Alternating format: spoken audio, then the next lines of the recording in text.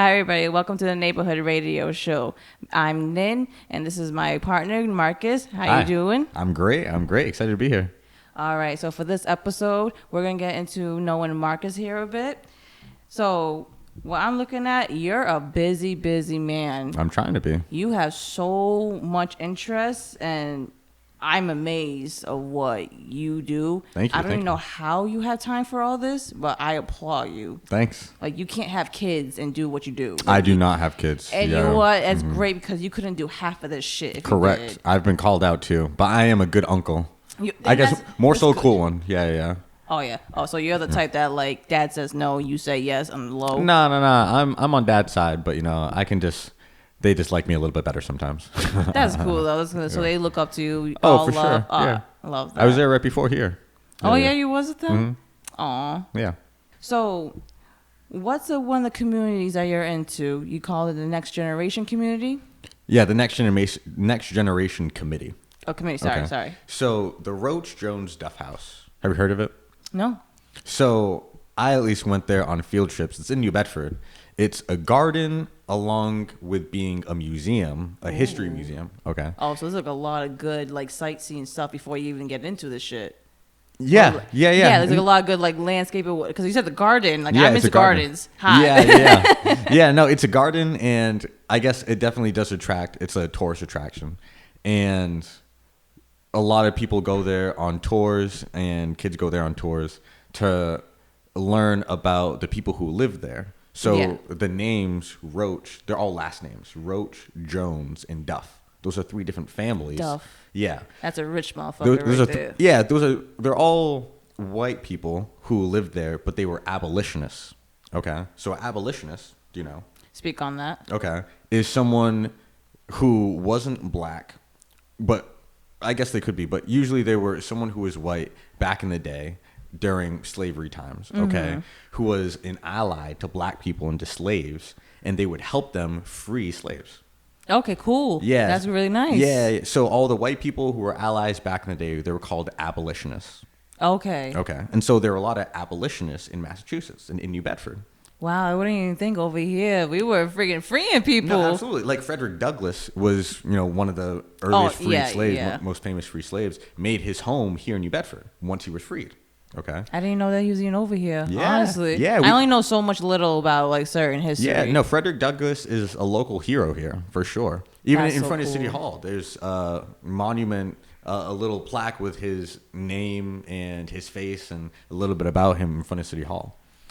So I got elected to be on something called their Next Generation Committee, which is making events for young people to get them more involved in learning about the history in New Bedford and to fundraise, I guess, but also just to get the young people involved in the community.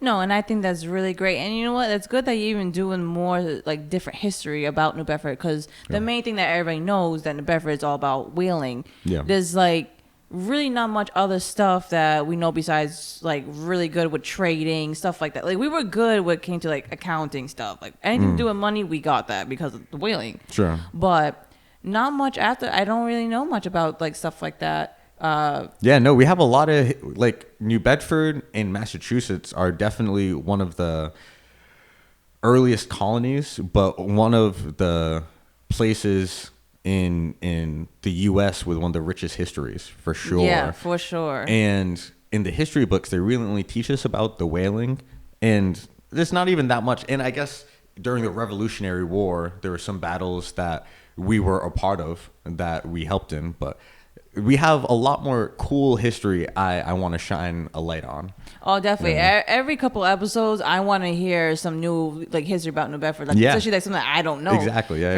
And it's so sad. I lived here my whole life. You know, I went to that whaling museum a billion times for field trips, and it's crazy that you see celebrities coming down here to, like just go see some freaking dried up bones. I'm like, what? And no, like really, I know Kevin James was down here. Yeah. One of the cast from Orange is the New Black.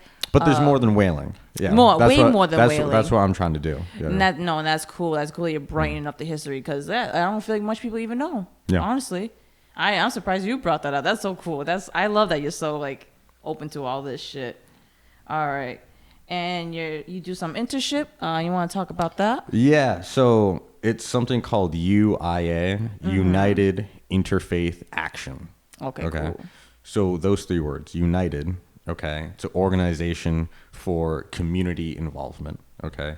Interfaith, meaning it's kind of based in Christianity, but not so much. It's like a semi or like in between faith and, you know, regular people who don't believe. Okay. Like cool. like whether you believe or not, we're still gonna help you. Okay. Yeah. Interfaith. And then action. Okay. Taking actionable steps or solid plans and objectives and goals for the community and trying to implement them and make change in the government along with making policies in the community and just real change that people can see. Okay. So one way that we focus on making that change people can see is through voter registration and voter education. Okay. So I was just in Buttonwood Park with another intern yesterday. Okay. Going to different people during a farmer's market that was there, that they're there every Thursday, mobile farmer's market. And just talking to people who were there. I saw a couple of people that I knew, met some new people that I didn't know. And it was more so an older crowd we were doing something called voter pledges. Okay. Yeah. So if you're already registered to vote, great. We can mail you a card where you can put your information, and on one side is your information, and on the other side gives you a few of the issues that we focus on, like housing, education for the youth, community safety, and one other thing. Okay. And you can check those off in a box and then write a sentence to say what you care about. And then we'll mail this back to you around voting time, which is in September and in November, to remind you to vote and why you're voting. That's something called a voter pledge. Yes. Okay. Yeah. So that's something that we do, go around to the community. If you're already registered to vote, then we'll ask you to do a voter pledge to remind you to vote, because it's really important to use your voice. And I mean, just the Christianity part, that can kind of segue into me being a deacon and a Sunday school teacher. And like this is what I mean. You're freaking busy as hell, dude. Like a deacon. Yeah. I don't know a single deacon. Yeah. Like so personally, and deacons can have different definitions depending on what your faith is or what your church is. So in my church, so like, yeah. What's your deacon? Yeah. So I'm not that high up, but I do have an important job. I help start service. Yes. Okay. And I help run the order of service. Okay. Okay. So everyone has their role. Like the preacher will preach. He sits and waits for his role until the deacon changes the part of the service and will introduce the preacher. Okay. And so I help start the service and help end the service and help with transitions. Okay. So do you think you're going to try, go anything above a deacon, or you're going to you're staying where you're at? No, I'm comfortable. I'm it. Doing God's work. I'm great. I'm not trying to get any more responsibility right now. And you know what? I think he'll accept that just as fine, because it's so weird with me. Like, I do believe in the God. I don't know if I fully can believe into a Bible, just because, this is something that's been like passed down for generations. Who knows how many times it's been rewritten? Like, you know what I mean? Like, I want the actual first Bible. Sure. Like, you know what I mean? Like, I don't give a shit that it was like a stone plaque written with a fucking chisel. Like, I need to see some shit. But spiritually, yes, I do believe there's like something out there. And it's crazy because I don't even feel comfortable in churches. There's something about churches is like once I step in, it's like weird ass energy. So it's like you won't ever catch me inside of church, really. Really? Only a wedding and a funeral. That's it. Wow. And even then, I'd rather you have that outside. Okay. Either one. Don't care. But so like in like what typical churches do you go to? So my church is called the United House of Prayer for All People, but it's generally known as a Baptist church. That's the denomination, but it's an apostolic. It was founded on the apostolic rock. It's essentially we follow what the apostles or what Jesus's disciples wrote. Okay, cool. That's cool. And so religion can get serious or not serious or passionate for different people, or they can just view it in different ways. One way that I've simplified it for myself, 3 things. Okay, there's the values, and then there's also just your own personal experiences. Yes. So the 2 values that I keep close to me and try to express to people that will make religion relatable is faith or hope, okay, and gratitude. Yes, I'm heavy on the gratitude. Huge. Huge, okay. Heavy. It's needed. And along with surrendering. Yes, okay. That has to do with your ego and pride. Okay. Yes. So hope, just in the future, you're willing to hope, but faith is stronger than hope because you have to put in works for faith too. You hoping is just you wishing, but faith is you believing it'll happen because you're also working towards it. Yeah. Right? Okay. That's faith. Super important. Gratitude, be grateful you even woke up today. Okay. Yeah. There are people who don't wake up, who wake up and they're blind or, without the function. So let me just finish. Yeah. Oh okay. My God. Crazy. So super important. Be grateful. Wake up grateful. Because I literally think the same. That's why it's important. It's important. I'm very on that shit. And so being grateful and then the surrendering. Okay. You not thinking you're a know-it-all. Okay. We're all just human. None of us know. Okay. So you surrendering, you're just a person, and there are powers stronger than you. There are things bigger than you. And so you submitting and saying, let me just do my part.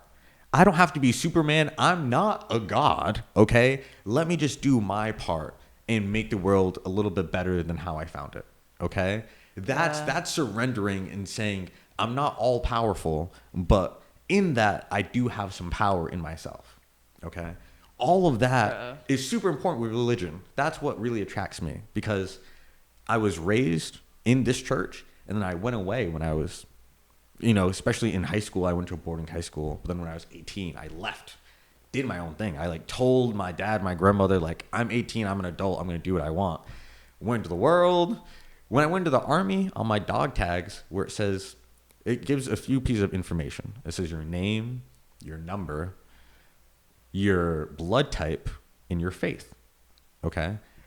It said none for me because when they asked me, I didn't believe. When I went to the army, between when I was 18 and 24, I did not believe. So what about when you was younger? Did you believe? I did, yeah. Okay. So you got older.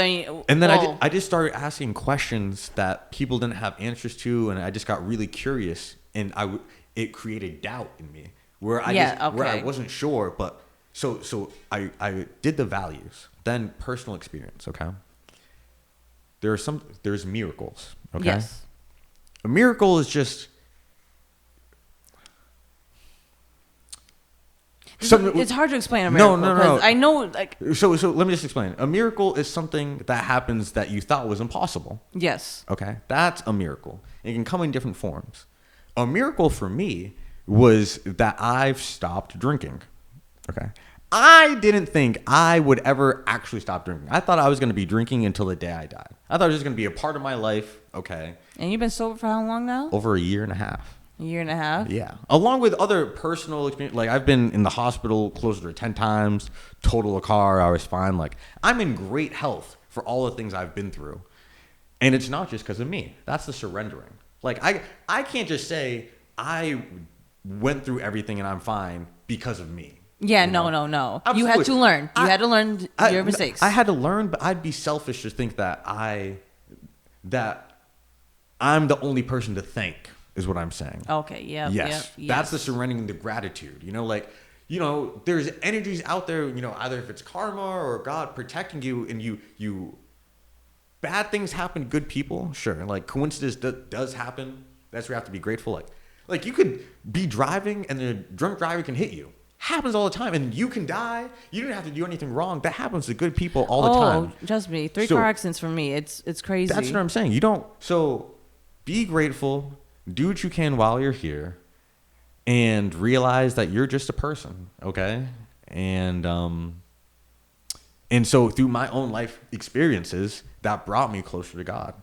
And I've been the happiest I've been. And a lot of that has been because I put God first. And so my values are in order. I have 5. God, family, sobriety, community, and then love. Which is like my relationship. I never know how to put it, but like being faithful in your relationship, being loyal. Even then, so like even like my definition of love, it doesn't even have to do with like just your personal relationship. It's just the way you can give love. You know what I mean? Because you know me, and I tell you, I love to love. Like I love to make people happy. I love just. I love to give. I love making fun experience, but like knowing that I can share something with you and it's all out of love. Like even then, like even when I get so close to people and we shit talk or whatever, but it's literally just all out of love. Yes, yeah. You know what I mean? Like at the end of the day, I can look at you like, I love you. I hope you have a good day or whatever. Get home safe. Whatever. Absolutely. So me, like. I think love is so fucking important. It's one of the most important things. Exactly. Yeah. And it doesn't mean like I said, it doesn't have to be just your relationship with your spouse. No, it could be something for everybody they can give. A simple hi, a hello, a little help. It goes along the way. Yeah. Even that show a little kind, courtesy, generosity, stuff like that. It does go along the way. Yeah, it does. Freaking. I was going to say a little side note. Go ahead. Do you believe in karma? I know we said some stuff of consequences shit, but do you believe in karma? So no. Okay, and this is my question because for most of the religious people that I know, they say they don't believe in karma. So, and was that because there's something in the Bible that like God doesn't believe in karma or some shit like that? No. Because for 2 reasons, okay? Like I said, bad things happen to good people all the time and good things happen to bad people, okay? So karma explained that. That's the first thing. Second thing, one thing it does say in the Bible is that the children of God, the followers of God, will go through trials and tribulations. Okay? Will go through hard times. Okay? But those hard times will make you stronger and closer to God. Okay? So it's inevitable. Life, like in the Bible, it doesn't say life will be easy. No, life just happens. Life happens. In fact, you being a follower of God, it will be harder. Okay, so us believing in karma is us being a faithful child of God, doing all the right things, and bad things happen to us, and us still saying, "Thank you, God. We still love you, and this is just part of the journey." Yeah, because that's why we can't believe in karma. Also, too, because like what I can't stand what people do or say is like say there's like a whole like massacre that just happened in whatever country, like it was meant to happen. Go ahead. They just say like oh God, like why would you let this happen? I'm like, this is not. Yeah, that's not God's fault. No, because this is us. This is us as humans. It's free will. We decide what the world goes on, and people would think like say there's a house on fire and all the people died in it, and they're like, really, God, you couldn't save not one soul? I'm like, that's not God's job. Yes, God gave us gifts, like the gift of life and of free will and this earth. Yes, okay? Yes. Then he said, do what you will, but there's heaven if you will choose the journey of giving thanks to me. Okay? Yeah, as long as you accept him as your Lord and Savior. Exactly. You're fine. Yeah. That's all you gotta do. Respect your neighbor and your family and say, I'm God and exist. We're good to go. Bruh, I can't stand the neighbor part. Just because my mom fucking throws it at me, love thy neighbor. It's important. So it is, and I'm cool with all my neighbors, but one, just one. It's just an old asshole. He's been there for years, and like when I mean asshole, like I don't want to go too deep in it, but yeah, you don't have to. He's a very rude neighbor, and he does the most of the most. Sure. So there's been times we've done petty shit back and forth, but my mom. She's been back into the Bible. She's been, practicing more of like what it says. So like especially the love thy neighbor part. She pushes that shit so hard onto me, and I was like, I just want to crack him. Like I just one time, or just back my car into him, just one fucking time, and I'd be good. But and you're human, but it goes the other way too, and that's why you also there's the phrase "let go and let God." You just have to let God or life deal with your neighbor because they're not. I'm fucking waiting. They're not following the rules either. They're not loving their neighbor. So that's why you just have to do right, and God will do right by you. Not good things. Only good things will happen to you, but your life will be better. Yes. When you do right by people. Yes. That's what. And which God's I saying. do. Exactly. I always do. Yeah, that's the point. That's the point. Because I'm a Gemini. I got two sides. So one moment we good, and then you show me that one shitty personality or whatever side, I'm a fucking switch. I'm like, I'll get your ass so quick. But all right. So any of the side stuff that you are doing, so you go to school and you work in a library. I do. So I go to school at BCC to the New Bedford campus. Okay. And I don't have a degree. I'm working towards my associates. I just didn't finish school. That's a whole nother story. And so I'm back majoring in liberal arts. I'd like to study political science, which you'll talk about a little bit later, but they don't have that major. So yes, I'm going to school right now, taking a couple classes, but would like to take more classes in the next couple semesters to try and speed up this process. So okay, cool. Hopefully I'm setting a goal for myself. By next summer, I'll have my associates. That's so cool, though. I'm glad you're sticking out to it. I mean, I only did one semester at BCC and never went back. Yeah, I mean. And then look at me now. I work at a cultivation. Nice. No, it has its pros and its cons, and college just isn't for everyone. So yeah, no. It definitely depends on what you want to study and what you want to do, and if you're interested in just any of the topics that they're even offering. So it just so happens I am. And it took me a while to figure out what I was interested in, but I'm glad I finally figured it out. And the government is having good timing in paying for this. And so right now, BCC, along with, there's just multiple programs right now making community college free for people. Oh, fucking thank God. Yeah, literally, it's about time. So hopefully they can continue doing that for state colleges and for further on. But so yeah, it's good timing, and I'm taking full advantage for sure.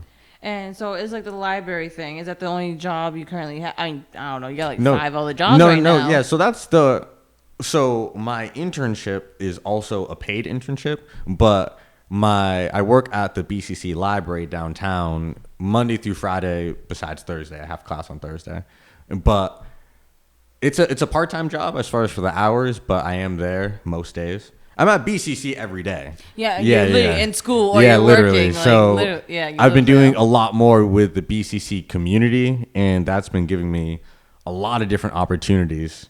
I was just meeting with a couple students today talking about different leadership events that we want to set up for different students in the New Bedford area. So it's been teaching me a lot, giving me a lot of learning opportunities, and letting me meet a lot of new people. Can I say, since you're around BCC a lot, do you at least go around to people, like show off, like, what you do for events? If you're at a vendor spot, do you post like flyers about anything that would be coming up for like churches or anything like that, like to help build community? So no. Maybe I could do. We do have bulletin boards. That's what I'm saying. Like, do you ever think of you could do something? Why did I have things to put on there? I don't know if I need clearance or some kind of. No, bulletin boards. You're more than welcome. Yeah. For anything like that, it's like a free for the community thing. Like if you have a side job that I just helped you on something, huh? And that's so basic. I walk past it all the time. That'd be huge. Wow. Okay. You could thank me for that. No, exactly. That's I caught come on, that. Homie. That's what we're here for. Come on. So whoever gets on that bulletin board, you could thank me. Yes, come on. You better sign my name on that shit. You heard it here first. Something. You heard it here first. Yeah. This is what I mean. Like, you're such a fucking busy man. Thanks. Damn. All right, I don't know like your schedule even looks like. Yeah, it's wild. Your work group, NBHI. Yes. So that is the New Bedford Health Initiative. And I am the director of operations. Okay. Meaning that I'm in charge when our leader isn't there, being the second in charge, and I order our inventory. So we order online. We have a budget of $100 a month, and we refill on anything that's out of stock, and we're trying to innovate and get new items that we think that are the communities that we focus on are the homeless and people who are facing housing insecurity. And that's really noble and helpful of you. Absolutely. Especially anything to do with housing nowadays. Like it's ridiculous. It's truly disgusting. We're in a crisis. We're in a crisis. Bro, we're worse than the Great Depression. We're literally 10 times worse than the Great Depression. Wow. So I don't want to hear these old people like we were depressed. No, bitch, I'm depressed. Like I'm ready to go to Home Depot right now and get a bucket to kick. Like I'm fucking ready. No, I'm talking to grown people saying that they can't afford their rent.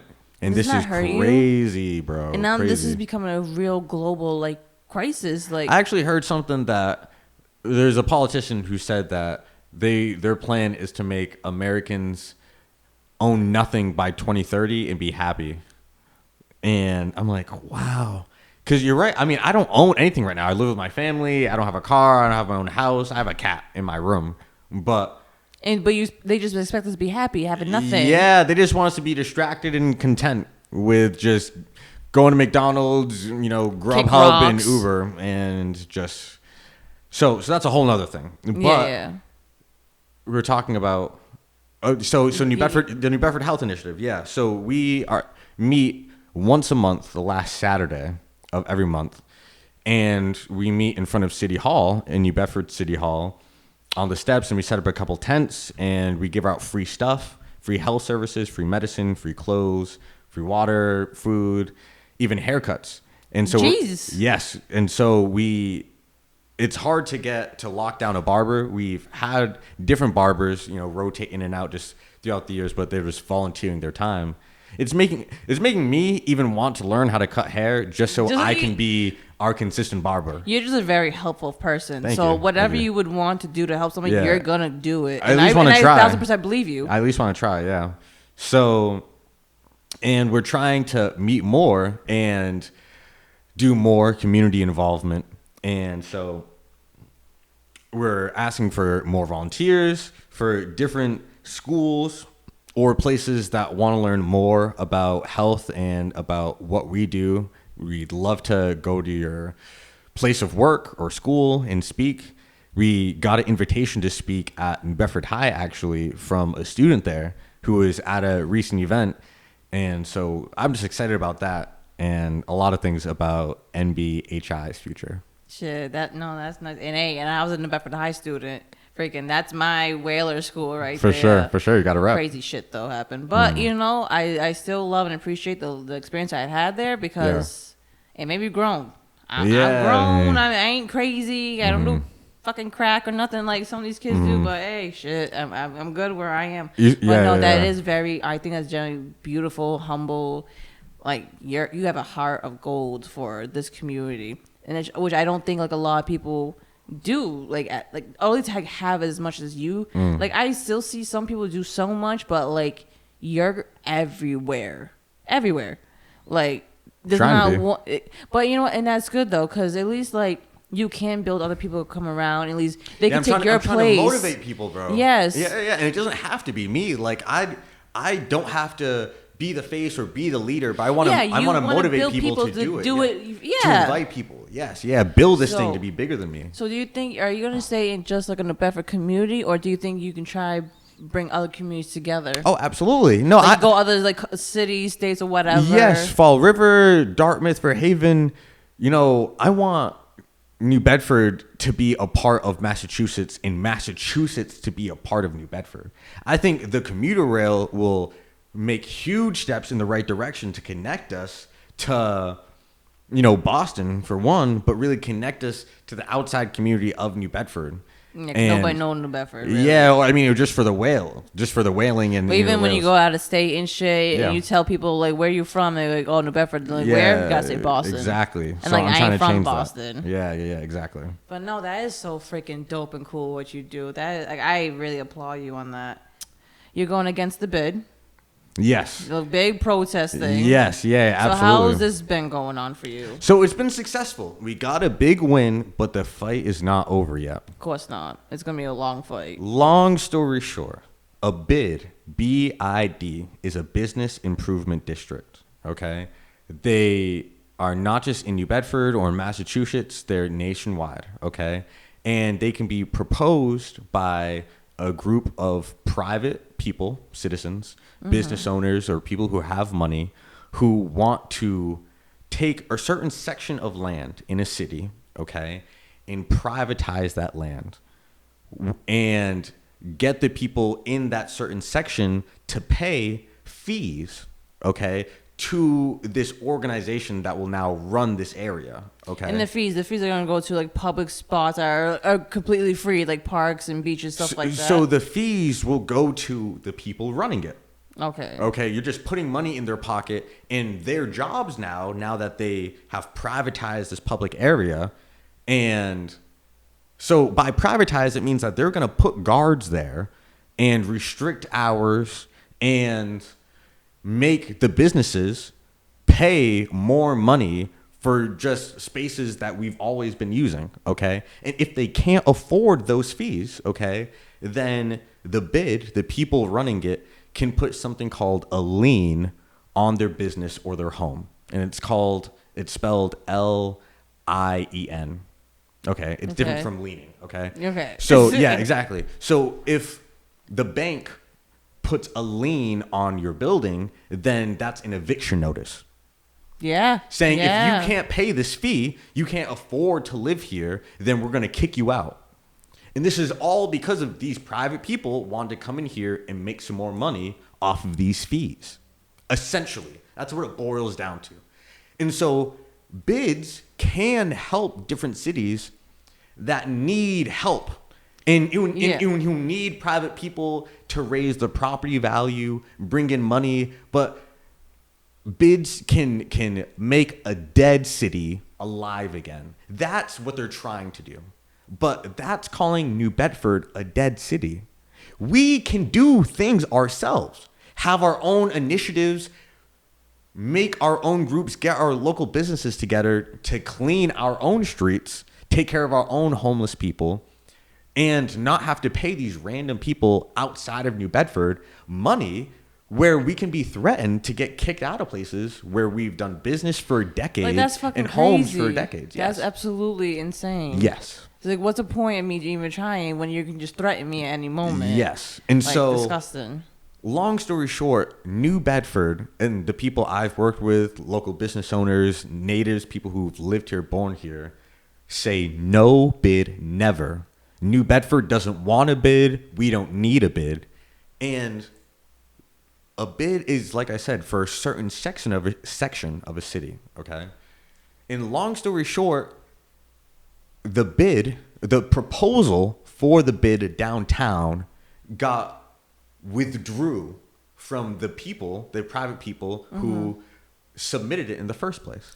Okay, and let me tell you why. These okay, bitches. And I'm gonna try and stay short. They did it because they submitted it incorrectly.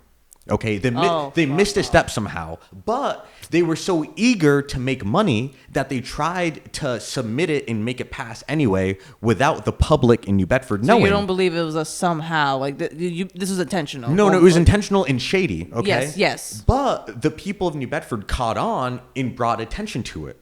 So if they went through with it and tried to get it accepted, then we could sue them legally, and then they would be in the wrong and they would know it, okay? So before we could sue them, they withdrew it, okay? So now we can't. Okay, so they didn't withdraw it. Keep this in mind. They didn't withdraw it because they had a change of heart because of our protests. They withdrew it because they submitted it incorrectly. So what does that tell us? That tells us they're going to try again. Yeah. They still want to make money in New Bedford, and they might just try for a different section of New Bedford. They might try for the north end or the south end or the west end, but they're going to try again. Keep it pretty much quiet too. Exactly. So that way, like we're led into the blind. Yes, exactly. That's what they tried to do the first time, and they're going to try it again. So that's why the fight is so important, to spread awareness and to let people know, because they bring it up at city council and city hall meetings. Get involved with your city council members, okay? Go to your ward neighborhood meetings, okay? Because your counselors will tell you if you ask them. But a lot of the people just don't get involved and don't care. And so the counselors, there were a few who did care and were fighting, and they were working with the people who had the attention and the energy to fight for it. I mean, do you just think that like most of these people are probably just like a little ignorant and blind to all this because they probably don't know much about it? Yeah, a lot of people just haven't heard of it. Yeah. Yeah, because I didn't even know about it till I saw you doing like protest videos. Yeah. So, and then like when I told you a little bit, I was waiting for this day so you can just explode all about this shit. I want New Bedford to know about this. And the only reason that the people downtown even know, the business owners involved, is because one of the local business owners, a friend of hers, Rose Miller, somehow caught wind of it. You know, either she's friends with a city council member or went to a city council meeting, heard it back in April, okay? And then another downtown shop owner, she owns Calico, her name's Alyssa, then formed this protest in order to bring attention to it. And so it really only got attention for the people downtown and the people associated downtown. And I go to school downtown. I work down there. So that's why I ended up getting attention. And it got my attention, I guess.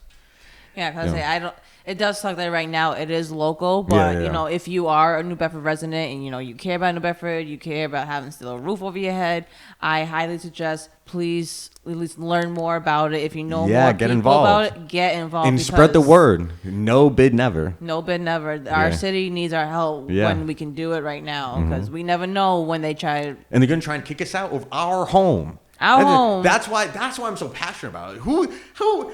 And they're gonna try and do it for money. Fucking taxes we've spent on this shit, and you're trying to kick me out. Like my family's been here for generations now. Now I'm saying like we're not going anywhere. No. Okay, you can try, and we're not going anywhere. And New Bedford's only gonna get stronger if we unite.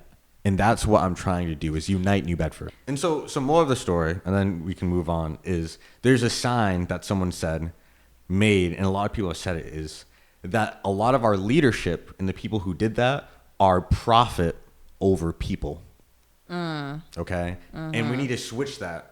And or at least get the people who think like that, who put money over people, out of here. Because that's not New Bedford. No. Come on. No. We want to build, not fucking. Yeah. We put people first here. Yes. We put people first. And then one of the activities, sorry if I say it wrong. Go ahead.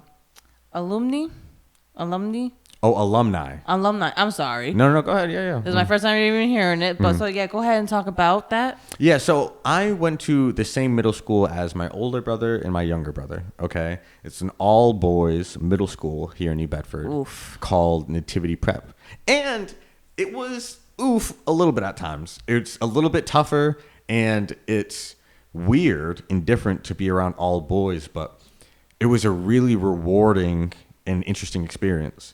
And in hindsight, looking back, if I have kids and if I have sons, I would want them to go to an all-boys middle school. So do you think just because, like, if it's, like, just an all one gender thing, like, it helps them less distractions pretty much? Yeah, I think boys around that age, at that point in their development, is really helpful to just give them an environment to just be boys. They don't have to care about judgment or shame. They can just learn more about, like, in bringing up safe spaces, girls and guys need safe spaces. And that was just a natural one for boys, for us to learn and transition into young men.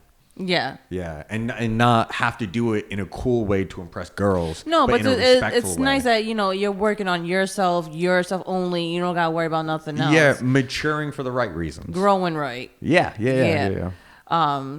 So then more about this. So that's the school, okay? And alumni are people who graduate from a school. You're a New Bedford High alumni.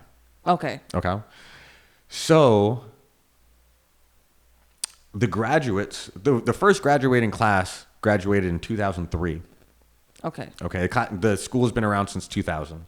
And so I am trying to keep all of us in contact with each other to create a nativity, or keeping a strong alumni network, social network of the alumni of Nativity. That's cool. Yes. And so there's a basketball tournament coming up at the Burgos basketball courts in Dartmouth. Okay. Mm-hmm. And it's for one of the other internships I interned for. And there's a basketball tournament that's just open to the public, and you can register a team up to 10 players. The age range is from 10 to 17.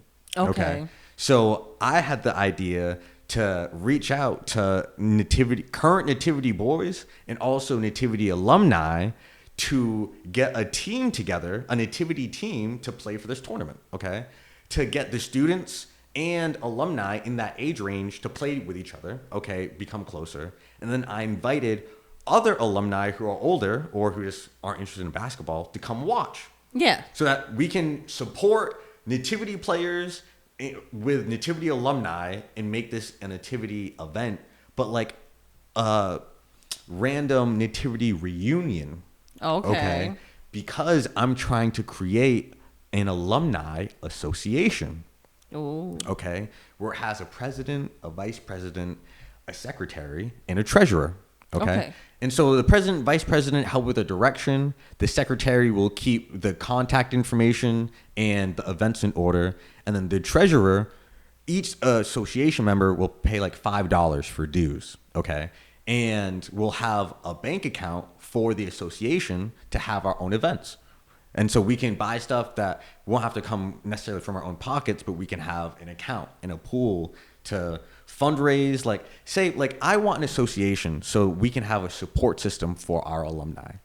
And Nativity alumni, it's so important. It's a middle school in New Bedford for low income people. Okay. So it's just for real New Bedford men. Okay. So when you come out, you're still probably living in New Bedford, or you might leave, but then come back. So either way, like our lives are hard here in New Bedford, but you might end up having a kid, or you might have anything and you might want support. Okay. I want Nativity to be able to support you, not just in calling up 10 people, 20 people that can show up to your party, your kid's party or whatever, who have their own kids and stuff. But let's say you needed help with a car payment or something, like you needed help. I want the association to be able to help their alumni. Okay. That's because right now there's no one or group trying to keep us all together. There's around 200 Nativity alumni right now. Imagine how strong those are. 200 New Bedford men from the age of 13 to in their mid 30s. Okay, living around the country. Okay, they're in the military, having their own families, or here in New Bedford. Okay, and we could be such a strong network. Okay, if we just all got together, if we united. And that's why I'm trying to learn how to do that in so many different ways. But if I help people and motivate people in all these different groups to unite, hopefully it starts a chain reaction. And all of you New Bedford can see, if I just love my neighbor, okay, and help the person next to me, 1, this isn't impossible. 2, it'll be worth it. And 3, man, like this is our city. It could be a huge help. This is what we should be doing. This is what we should have been doing this whole time. And no one ever either thought of it or just like I said, either ignorant or blind to shit like and this. We just lost hope. So many people lost hope. And yes. We just needed like some fresh blood. So I left, went into the world, learned a lot of things, saw a lot of things, and then came back and said that and know that New Bedford deserves better. And I'm willing to fight that we do better and get better and feel better. And see, and it's so crazy because, like, obviously I known you for only like a couple of years and everything, and like from how you was then to now, you're fucking woke. Like, you woke the fuck up. Thank you. No, yes, and like you are definitely way more open-hearted, so humble, and just generously caring. Like you care, and you know what I mean. Like you can either be so fun, but you would always genuinely just care. And I love that you're fighting so hard for the city. I wish more people, and hopefully, I mean, this will comes out. This will help us. That's what I'm talking about. Gather around people. It's okay. Like save your city. We're here. We live here. Like this is your home too. Yeah. Like ain't no one coming down to save our asses. We gotta do it. We gotta do it. Get your ass up. Yes. Because I say I am so down. Like I know. I told you before. If you ever do like vendor spots or whatever, anything for charity wise, I'm always down to help. And if anybody will be down for that, I mean, probably like next podcast or even like just follow us on social media, whatever. Reach out. Yeah, I know you'll post something about it and come down, come chill with us, and then let's see what we can build here. Yeah. I think pretty much we wrapped everything up so far. This was great. I love having you here, explaining all this shit. Yeah, no, it was a pleasure, and happy to be involved. I love it. So thank you guys so much for watching us. This is the Neighborhood Radio Show. I'm Nina, and this is Marcus. Okay, and we'll check you guys next time. Thank you so much, and have a good night. Peace.